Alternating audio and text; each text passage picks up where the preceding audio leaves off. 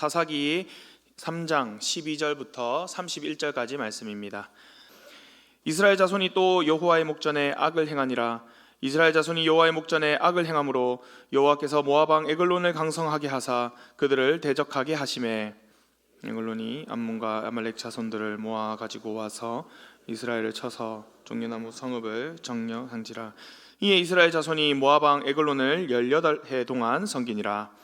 이스라엘 자손이 여호와께 부르짖음에 여호와께서 그들을 위하여 한 구원자를 세우셨으니 그는 곧 베냐민 사람 게라의 아들 왼손잡이 에웃이라. 이스라엘 자손이 그를 통하여 모압 왕 에글론에게 공물을 바칠 때에 에웃이 길이가 한 규빗 되는 좌우에 날성 칼을 만들어 그의 오른쪽 허벅지 옷 속에 차고 공물을 모압 왕 에글론에게 바쳤는데 에글론은 매우 비둔한 자였더라. 에웃이 공물 바치기를 바친 후에 공물을 메고 온 자들을 보내고 야기는 길갈 근처 돌 뜨는 곳에서부터 돌아와서 이르되 왕이여 내가 은밀한 일을 왕에게 아뢰려 하나이다 하니 왕이 명령하여 조용히 해라 하매 그곳에서 선자들이 다 물러간지라. 에웃이 그에게로 들어가니 왕은 서늘한 다락방에 홀로 앉아 있는 중이라. 에웃이 이르되 내가 하나님의 명령을 받들어 내 왕에게 아뢰 일이 있나이다 하매 왕이 그의 좌석에서 일어나니 에웃이 왼손을 뻗쳐 그의 오른쪽 허벅지 위에서 칼을 빼서 왕의 몸을 찌르매 칼자루도 나를 따라 들어가서 그 끝이 등 뒤까지 나갔고 그가 칼을 그의 몸에서 빼내지 아니하였으므로 기름이 칼날에 엉겼더라. 에웃이 성관에서 나가서 다락문들을 뒤에서 닫아 잠그니라. 에웃이 나간 후에 왕의 신하들이 들어와서 다락문들이 잠겼음을 보고 이르되 왕이 분명히 서늘한 방에서 그의 발을 가리우신다 하고 그들이 오래 기다려도 다락문을 열지 아니하는지라. 열쇠를 가지고 열어 본즉 그들의 군주가 이미 땅에 엎드러져 죽었더라. 그들이 기다린 동안에 에웃이 피하여 돌 뜨는 곳을 지나 스이라로 도망하니라.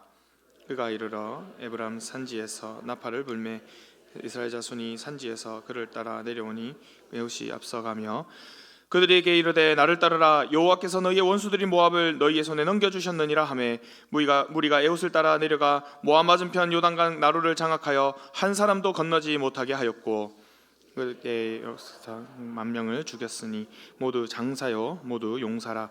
한 사람도 도망하지 못하였더라. 그날에 모압이 이스라엘 수하에 굴복하매 그 땅이 80년 동안 평온하였더라. 에훗 후에는 아낫의 아들 삼갈이 있어 소모는 막대기로 블레셋 사람 600명을 죽였고 그도 이스라엘을 구원하였더라. 아멘. 오늘 말씀의 근거로 왼손으로도 막대기로도라는 주제로 함께 하나님의 말씀 살펴보도록 하겠습니다. 어린아이들을 키우다 보면 그 끝없는 이 반복 속에 부모들이 가끔씩은 또 지치는 때가 있는 것 같습니다. 아이가 잘못을 저질렀을 때 이제 부모님은 혼을 내죠. 너 그러지 말아라. 왜 그렇게 하느냐? 하지만 혼난 아이가 그때 한 번만 듣고 말을 잘 들으면 얼마나 좋겠습니다만 그렇게 약속을 하고 또 얼마 지나지 않아서 또 다시 똑같은 잘못을 또 반복하는 모습을 종종 봅니다. 그럴 때 부모는 이 아이에 대한 좀 안타까운 생각이 듭니다. 얘가 언제 이렇게 어른이 될까?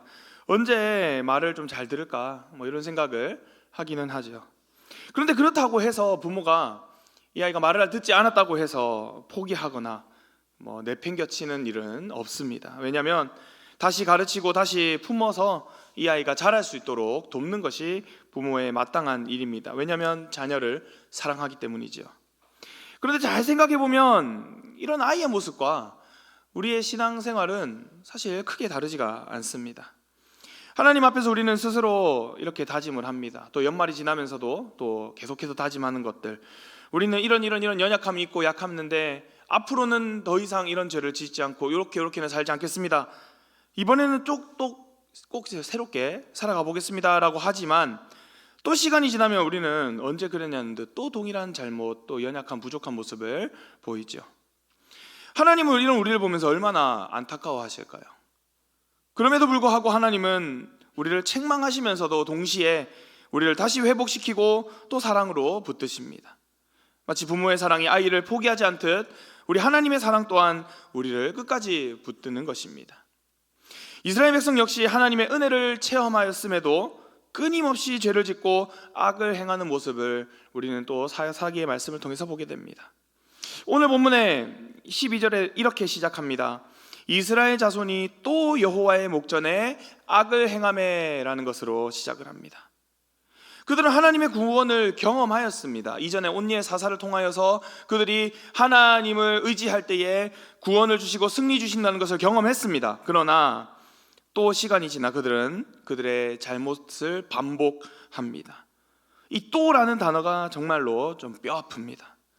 하지만 하나님께서 그들을 포기하지 않으시고 오늘 말씀을 통해서 그들이 반복되는 죄 가운데서도 이스라엘 백성들을 끝까지 포기하지 않으신 것을 볼 것입니다. 오늘 말씀을 통하여서 하나님께서 반복적인 이스라엘 죄 가운데 그들을 어떻게 다루시는지, 또 어떻게 역사하는지, 그리고 오늘 말씀을 보는 우리는 또 어떤 태도로 나아가야 할지를 말씀을 통해서 함께 살펴보도록 하겠습니다.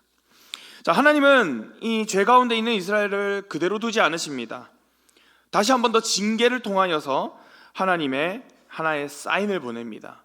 너희가 이렇게 문제가 생기고 어려운 이유가 무엇인지에 대한 사인을 보내시는 것이죠. 아버지이신 하나님은 이스라엘 백성을 회복시키시고 또 다시 돌이키시기 위해서 회초리를 들었습니다. 히브리서 12장 6절에는 이렇게 말씀하고 있습니다. 주께서 그 사랑하시는 자를 징계하시고 그가 받아들이시는 아들마다 채찍질하심이라 라고 기록되어 있습니다.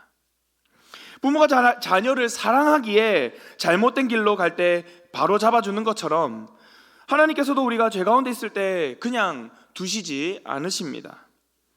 여러 가지 방법이 있겠지만 징계라는 과정을 통해서 하나님은 그 하나님의 사랑을 나타내는 것이죠. 자, 그렇게 이스라엘 백성들은 지금 징계를 당합니다. 그리고 그 징계는 굉장히 길었습니다. 자그마치 18년이란 기간 동안 굉장한 압제와 어려움을 당합니다. 자, 그 이전에 온니엘 때는 그래도 10년이 안 되는 시간이었습니다. 그런데 오늘 말씀은 18년이라는 아주 긴 세월 동안 그들은 어려움은 당하는데 그 어려움의 이유를 찾지 못하는 것이었고, 드디어 18년째 되는 해에 아마 그들은 하나님 앞에 부르짖었습니다. 하나님이시구나, 우리가 하나님 멀리하였구나, 하나님밖에 없는데 또 우리가 다른 것 택했구나, 우상을 택하였구나 라는 사실을 깨닫고 하나님 없이는 살 수 없음을 드디어 깨달은 이스라엘 백성들은 하나님께 부르짖었습니다. 그렇게 부르짖는 것만이야말로 바로 하나님이 그들 가운데 원하시는, 그리고 그들이 살 길임을 그들은 깨닫게 됩니다. 성도 여러분, 혹시 성도님들의 삶 가운데서 고난이나 어려움이 찾아올 때에 그 어려움과 고난을 어떻게 받아들이시고 어떻게 해석하십니까? 인생은 어떻게든 부할 때도 있지만 또 가난하거나 어려울 때도 분명히 있습니다. 역경은 누구에게나 찾아올 수 있습니다. 그리고 그런 어려움을 환영하기는 사실 좀 쉽지가 않습니다.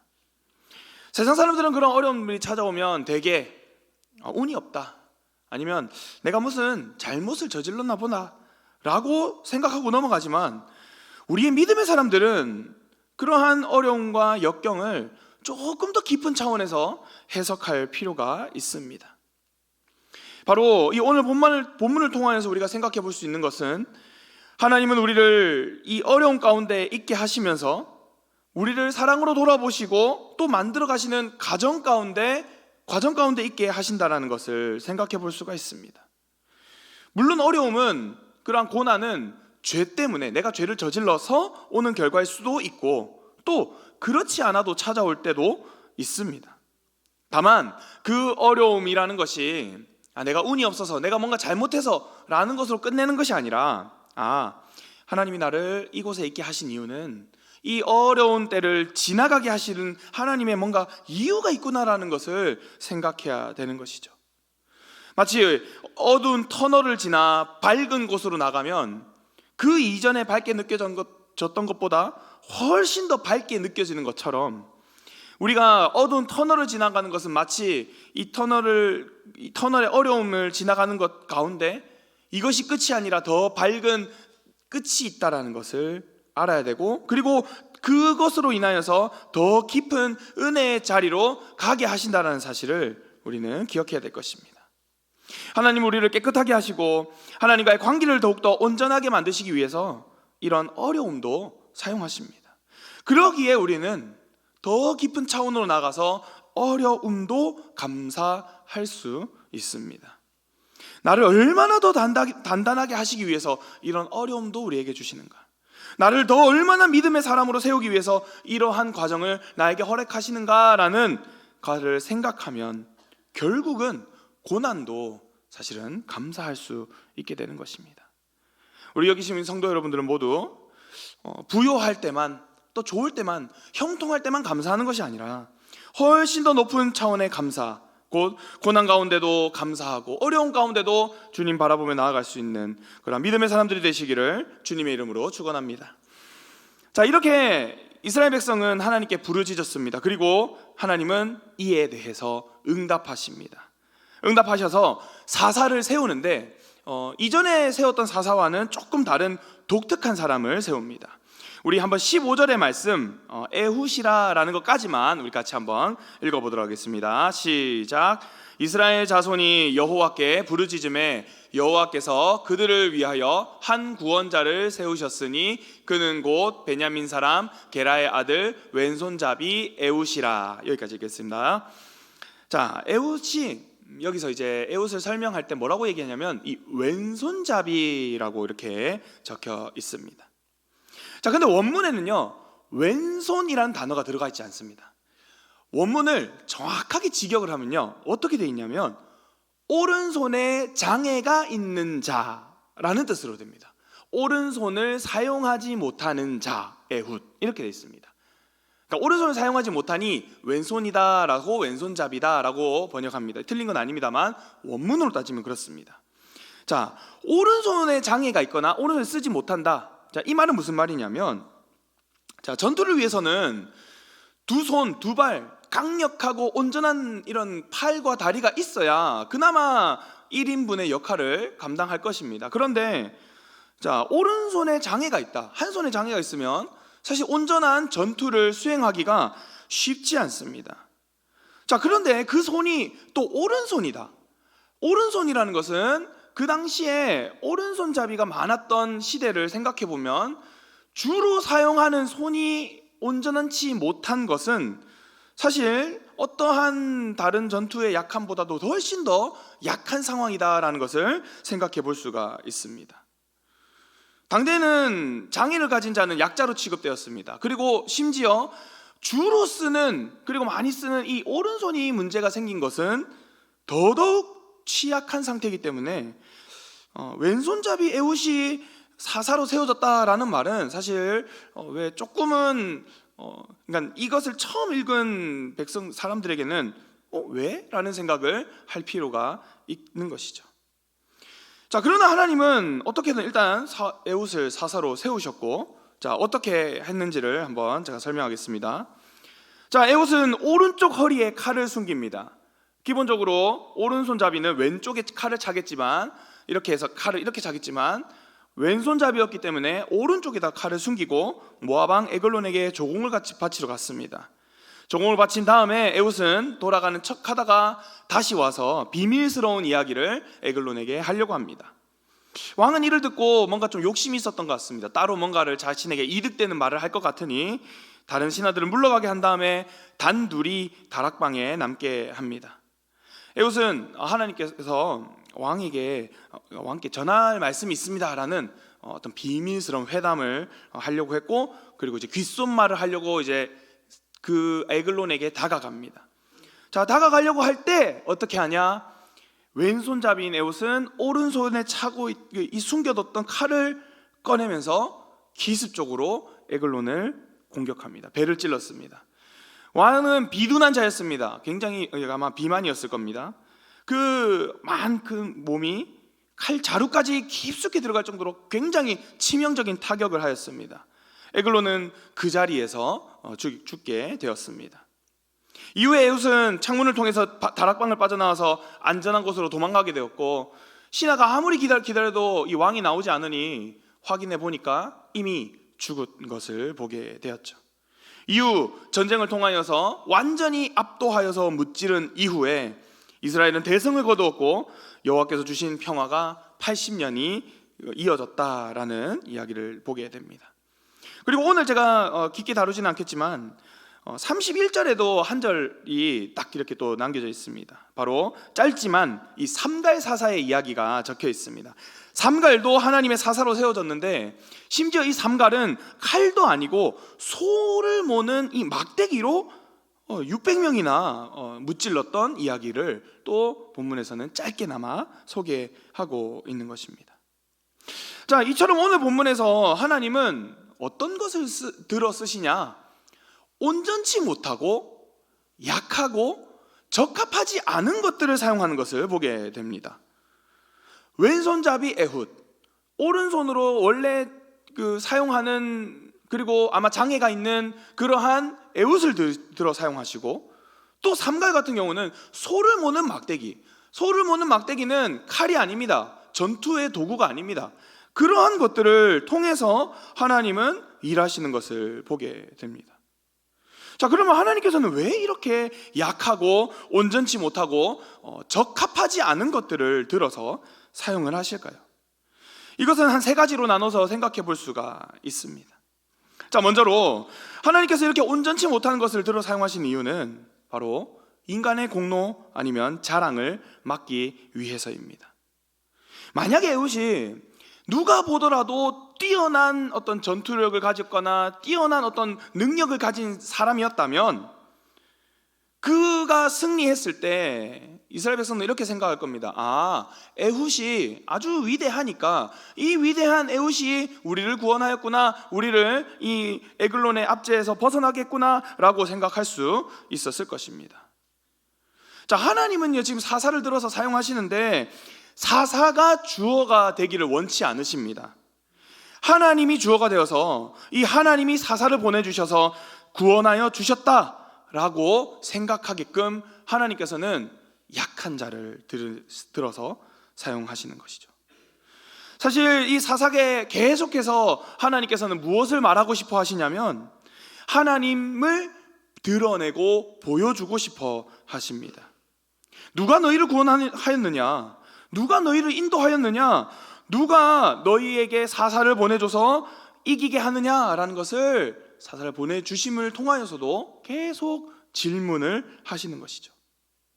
이렇게까지 약한 자라도 승리하게 하신다면 이것은 인간의 승리가 아닌 하나님이 승리하게 하시는 것이구나 라는 것을 생각할 수밖에 없는 것이죠.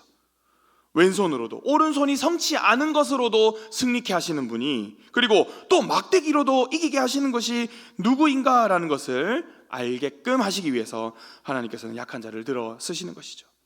자, 또 둘째로 하나님은 이 하나님의 능력을 또 드러내기 위해서 또 이렇게 일하시는 것을 보게 됩니다. 본문에서 에훗이 왼손잡이라는 것은 사실 출신 성본으로만 보자면 아마 약점일 수 있지만 오늘 본문의 이야기로서만 보면 사실 이것이 생각보다 약점만은 아닌 것을 보게 됩니다. 대부분 오른손잡이였기 때문에 왼쪽에 칼이 있는가 없는가를 아마 보았을 것입니다. 그런데 누가 봐도 팔에 문제가 있고 왼쪽에 칼이 없습니다. 그래서 다른 신하들은 이 에훗이 비무장했을 것이다 라고 쉽게 추측할 수 있었을 것입니다. 오른손에 장애가 있는 에훗이 왼손을 사용하여서 할 것이다 라는 생각을 아마 하지 못했을 것입니다. 칼을 꺼낼 수 있는 오른손 허리에 칼을 숨겼을 것이다 라는 생각을 하지 못한 것이죠. 그쪽에 숨겼다 이런 것을 생각하지 않았기 때문에 오히려 장애가 있는 에훗을 하나님께서는 약한 자로 보지 아니하고 오히려 에훗만이 가질 수 있는 특별한 전략적인 강점으로 활용하고 있는 것입니다. 성경에서는 이렇게 사람의 눈으로 보기에는 약해 보이고 그래 보이나 하나님께서는 그것을 역전시켜서 항상 승리하게 하시는 모습을 우리는 많이 봅니다. 나중에도 살펴보겠지만 300명밖에 되지 않는 병사로 전쟁을 나가서 이겼던 기드온이 그러하였고, 또 장골 골리앗과 싸우던 소년 다윗이 그러하였고, 또 그리고 죽으면 죽으리이다 하고 결단하며 나갔던 그 자체의 힘은 없으나 하나님께서 그를 들어서 일하셨던 에스더가 또 그러하였습니다. 그렇게 하나님께서는 하나님의 능력을 나타내기 위한 일들로 들어서 쓰시는 것이죠. 마지막으로 결국에는 이렇게 하시는 그 결국의 이유는 바로 하나님을 전적으로 의존하게 하시기 위함입니다. 사사기는 앞으로 계속 살펴보겠지만 이 계속되는 영적 타락 그리고 회복의 순환이 반복됩니다. 그리고 계속 악화됩니다. 그대로만 쳇바퀴로 돌아가는 것이 아니라 악하게 돌아갑니다. 그리고 이 사사시대를 평가하는 말씀은 이들의 영적인 상태를 정확하게 진단케 합니다. 사사기 21장 25절입니다. 제가 읽겠습니다. 그때에 이스라엘의 왕이 없으므로 사람이 각기 자기 소견에 옳은 대로 행하였더라. 이게 그 당시의 사람들의 영적인 평가입니다. 당시 이스라엘은 각 지파별로 자치적으로 운영이 되고 있었습니다. 그런데 주변 나라들은 중앙 집권화가 된 이 왕권 체제를 이제 갖추기 시작을 합니다. 이스라엘 백성이 보기에는 이 왕을 중심으로 한 이 강력한 권력을 행사하는 모습이 아마 부러웠을지도 모릅니다. 아, 왕을 중심으로 하나가 되니까 강력해 보이네. 우리도 저런 왕이 필요하지 않을까라는 생각을 했을 수도 있겠습니다. 그러나 이들에게는 사실 그런 왕정 체제가 사실은 필요가 없습니다. 왜냐하면 이들을 가까이서 다스리시고 인도하시는 하나님이 그들의 왕이 되어주시기 때문입니다. 오늘 본문을 살펴보면요, 하나님이 그들의 기도를 들어주시는데 하나님이 그들의 기도를 들어주시는 것이 지체한다는 개념이 없습니다. 그런 느낌이 없습니다. 하나님이요, 그들의 기도를 기도하고 부르짖으면 그 기도를 들으시고 바로 사사를 준비시켜서 바로 이렇게 보내주십니다. 마치 하나님께서 그 기도를 들을 준비를 하고 있는 것 마냥 그렇게 기도하는 것이죠.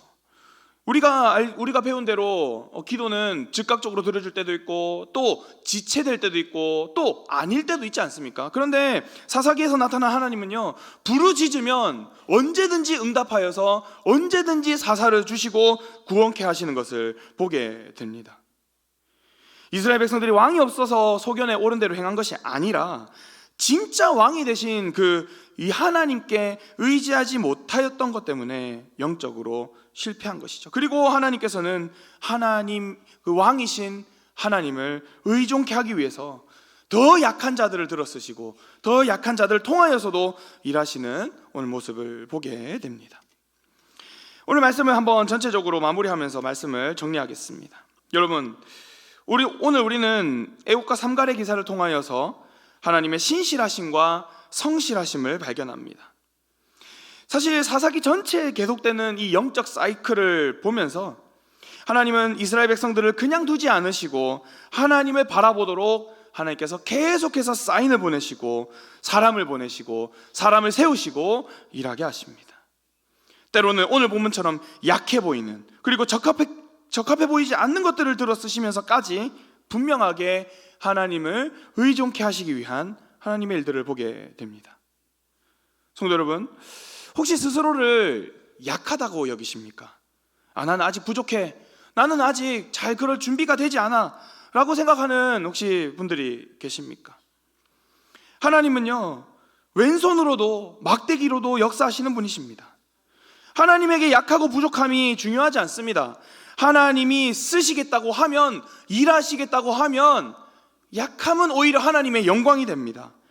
오히려 약한 것으로 강한 것을 이기는 것으로 하나님은 하나님의 영광을 드러내시고 그렇게 일하시는 것이죠. 성도 여러분, 하나님을 바라보십시오. 내가 약하다고 해서 그 약함이 중요한 것이 아니라 하나님을 의지하고 나를 통해서 일하시겠다 하면 얼마든지 쓰실 것을 기대하며 나가십시오.